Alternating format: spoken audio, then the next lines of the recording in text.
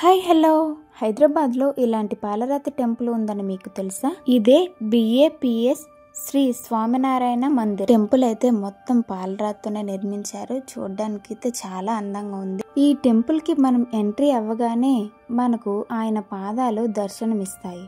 ఆ పాదాలపై చిహ్నాలు కూడా ఉంటాయి. ఆ చిహ్నాలు ఆ స్వామి ఇక్కడికి వచ్చినప్పుడు అవి వెలిసాయని చెప్తున్నారు. మనం పాదాలు దర్శించుకున్న తర్వాత మెట్లు ఎక్కుతాం కదా, అవి 24 మెట్లండి. అవి 888. ఇవి కూడా చాలా ప్రాముఖ్యం కలిగినవి. టెంపుల్ లోపల మనం ఎంటర్ అయ్యాక ఇలా ఉంటుందండి. ఆర్కిటెక్చర్ అయితే చాలా బాగుంటుంది. మనం ఈ టెంపుల్లో విఘ్నేశ్వర్తో శివపార్వతులు, లక్ష్మీ సమేతంగా వెంకటేశ్వరుడు, రాధాకృష్ణులు, హనుమాన్తో పాటు సీతారాములు దర్శించుకోవచ్చు. ఇక్కడ మనం మర్యాద పూర్వకంగా 5 ప్రదక్షిణలు చేసుకోవాలి. ఇక్కడ మనం అభిషేకం చేసుకోవచ్చండి. ఇక్కడ అభిషేకం కోసం 5 మెంబర్స్కి 100 రూపీస్ పే చేయాలి.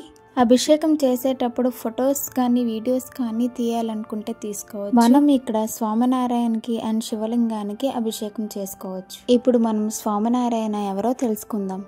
భగవద్గీతలో 8వ అధ్యాయంలో అక్షర బ్రహ్మ అనే శబ్దం వాడారు. ఆ అక్షర బ్రహ్మనే మధ్యలో కనిపిస్తున్న కుడివైపు అతను. ఆయనను అక్షర బ్రహ్మ అని ఎందుకు అన్నారంటే నిస్వార్థం అండి. ఎడం వైపు ఉన్నవారు పరబ్రహ్మ. అతను సంపద వద్దు, శరీరం వద్దు అని సేవలు చేశారు. అందుకే అంత గొప్ప మహానుభావులు అక్షర బ్రహ్మ యోగం మనకు కలిగింది. ఇది భగవద్గీతలో ఎందుకు చెప్పబడింది? అర్జునుడు యుద్ధం చేయని స్థితిలో ఉంటాడు. మరి కృష్ణుడేమో పాండవులకు యుద్ధం శపథం చేస్తాడు. ఆ టైంలో అర్జునుడు యుద్ధం చేయాలి కనుక ఆయన మైండ్ని అక్షర బ్రహ్మ స్థితికి తీసుకువస్తాడు.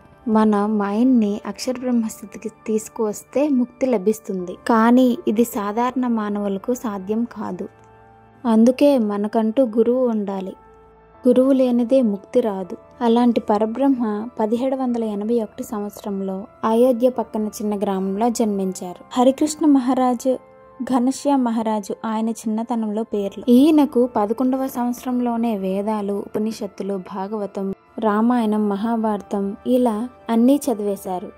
ఆయన 11వ సంవత్సరం తల్లిదండ్రులకు స్థిర నివాసం ఇచ్చేసి ఆ తర్వాత ఈ విగ్రహం ఉంది కదా, ఈ రూపంలో భారతదేశమంతా 12,800 కిలోమీటర్లు 7 సంవత్సరాల 1 నెల 11 రోజులు నడిచారు. ఆ స్వామి అక్కడ 11 సంవత్సరాలు, ఇక్కడ 7 సంవత్సరాలు, 18 సంవత్సరాలు అయిపోయి 31వ సంవత్సరం ఇదే బ్రహ్మజ్ఞానాన్ని చెప్తూ 49వ సంవత్సరం వెళ్ళిపోయినప్పుడు అక్షర బ్రహ్మని ఇక్కడ వదిలిపెట్టారు. ఆయన ద్వారానే అక్షర పురుషోత్తములు దివ్యమైన భవ్యమైన దర్శనం కలుగుతుందని ఈ పక్కన ఉన్న స్వామీజీ మహారాజులు ఫైనల్ గా అయితే ఈ మహారాజు ఇప్పటికీ జీవించి ఉన్నారు.